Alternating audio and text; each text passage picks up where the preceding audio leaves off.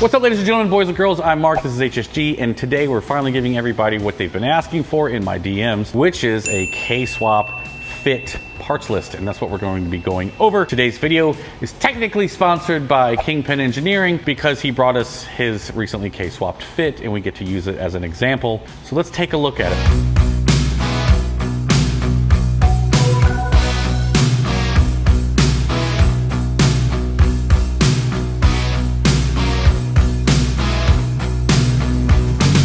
First thing that we need to do is establish one big factor about K-swapping the GE8. And then we might even talk a little bit later about K-swapping the GK5. If you notice behind me, there's also an engine known as a K24A2. So the first thing that we got to get out of the way is, why do we not put a K24A2 in the second or third generation Honda FIT? They do work in the first generation Honda FIT known as the GD3s. And there's a very specific reason for that. So first we're going to go over that.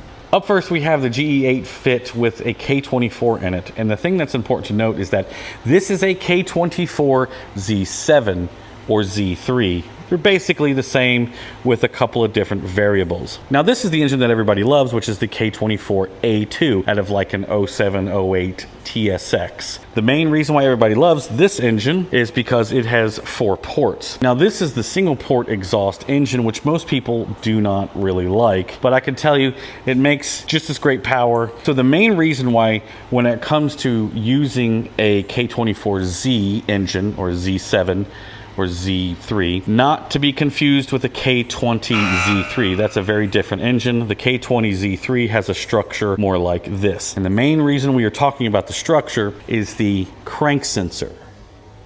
If you notice, the crank sensor here is on this side of the engine where the crank pulley is. But the K24Z engines have the crank sensor more where the flywheel is. So it's deep underneath here.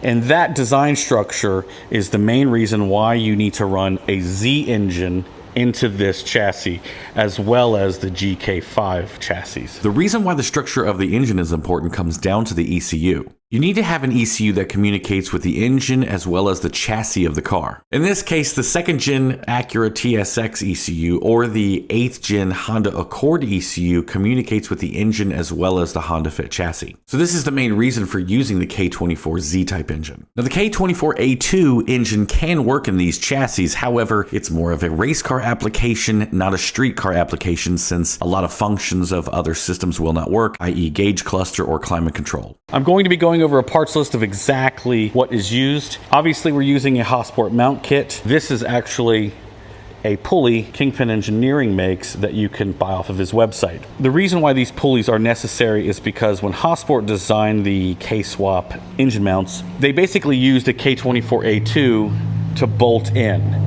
And so it did work, but it was just a testing phase. When Hossport was designing the K-Swap kit for the GE8, they used a K24A2 equipped with an EP3 pulley, since the GE8 uses electric power steering. This was simply for testing at the time, since it was only a race car application. Use of the TSX ECU and the K24Z3 or Z7 engines had not been figured out yet, and the position of the pulley is far too close to the mount. The K20Z engines sort of place the belt a little too close to the mount, and some people have to shave it if they run the factory OEM stuff, but the Kingpin Engineering bracket solves that. Pretty much we're going to lift it up and go underneath, and then we're going to talk about each section individually.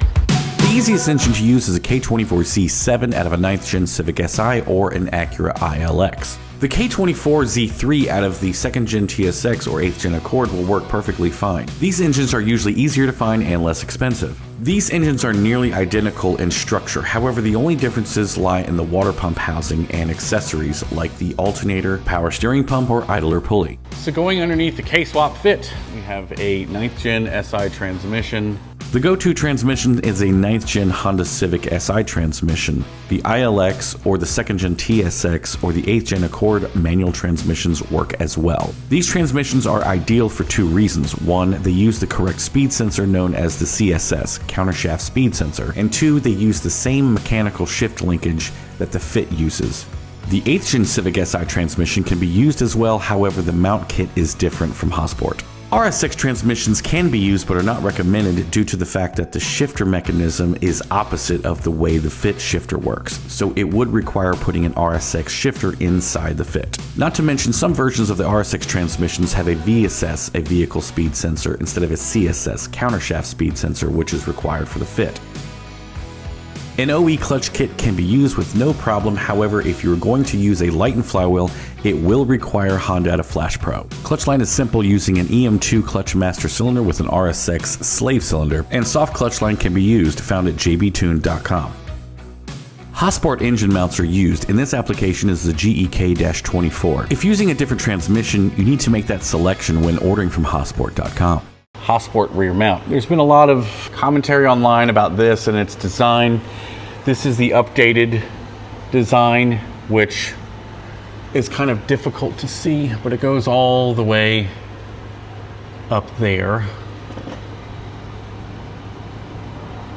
The one thing I really do like about this is the oil filter here is very easy. If you notice, there is air conditioning on this vehicle, which we're going to go over in later part of the video.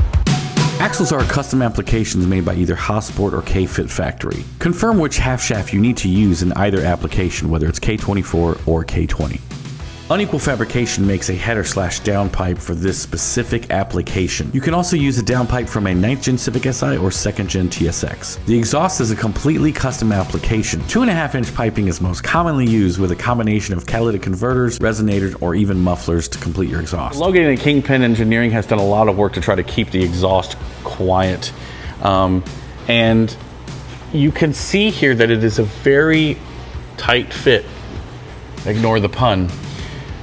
But one of the biggest complaints about having these cars K-swapped is that there's really not much room for the exhaust, and trying to fit mufflers in, and you can see it's a very, very tight fit. So it is very easy to have an exhaust made and it knock around and you hear a lot of noise while driving. So he's still been working out all the kinks, and I think he actually at this point has worked out all the kinks so it's not a lot of noise. But I could tell you that this type of exhaust work is one of the biggest costs in doing the K-swap fit. If you also notice, he has rear disc brakes on this thing, which works really well. He has a kit that he sells, I think Integra rear calipers and rotors, I believe, and you can get the kit on his website. He also offers a big brake kit up front, which looks great and works really well. And these, of course, are 16-inch wheels. When it comes to cooling, an RS6 radiator is used with a 9th Gen Si upper hose and an 03 element lower hose. An RDX thermostat housing can be used, but is not required. The FIT OEM fan can be used, however, a small 12-inch 1800 CFM fan is recommended. But this one is missing. It's been switched to this side, and the polarity of the wires has been reversed. And that is because there's hardly any space for the air conditioning system. The OE shifter can be used, but hybrid racing shifter is recommended with the hybrid racing K-swap shift cables. K-Fit factory also offers shifter cables for this application. In general, this is an 8th gen transmission, but it has the same shifting action as a 9th gen transmission. This is what you're going to want to use if you want to retain the FIT shifter, whether it be factory or hybrid racing shifter. The reason being is that as you push the shifter forward, it pulls the cable backwards, so the action is correct on it. For the engine harness, 09 to 14 TSX engine harness is required. The manual version is recommended but not required. The automatic version does work. The 09 to 14 TSX ECU is recommended in this application.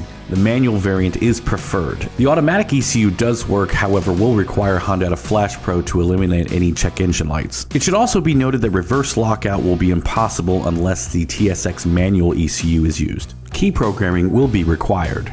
A jumper harness is required. This integrates the TSX engine harness with the FIT body harness. If using an automatic harness, you will need to modify the speed signal and the reverse lights. You can custom make this harness. Luckily, you can get the jumper harness, the auto speed harness correction, and reverse light correction all at GE8KSwapHarness.com. An intake will be needed for this swap. The go-to is the DC Sports TSX intake. You could use a custom intake, however you will be required to use the MAF sensor from either a K24 Z7 or a K24 Z3 engine.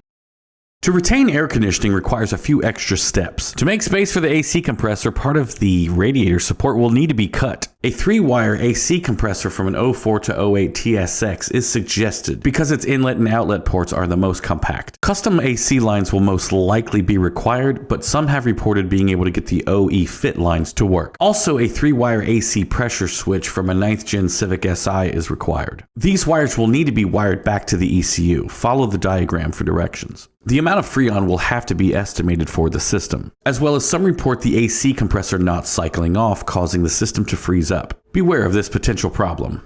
Use the air conditioning plug from the chassis, as well as the 3-wire pressure switch from an 8th Gen Civic Si. And if you notice, there's a factory fan here, but this one is missing. It's been switched to this side, and the polarity of the wires has been reversed. And that is because there's hardly any space for the air conditioning system. When converting from auto to manual, you will obviously need the shifter, the clutch line, and of course the clutch pedal and brake pedal. You will also need to run a new wire from the ignition switch to the starter for the starter signal. Final notes. It should go without saying that any of the engine maintenance items such as gaskets, spark plugs, belts, all of those things are corresponding to the engine itself and the vehicle that it came out of. Of course, you will need grounds that are very good. More than 2 is suggested. The coolant lines and heater hoses should connect easily from the old L15 engine to the new K24. A new fuel line can be sourced at jbtune.com. However, the L15 fuel line does connect. Okay guys, so we're going to wrap up the video. Thank you so much for watching. Remember to check out Kingpin Engineering. I hope that this K-Swap Honda FIT parts list helped out. I really want to K-Swap a GK5 FIT, so stay tuned for being able to do that. See you guys in the next video. Thank you so much. Peace out.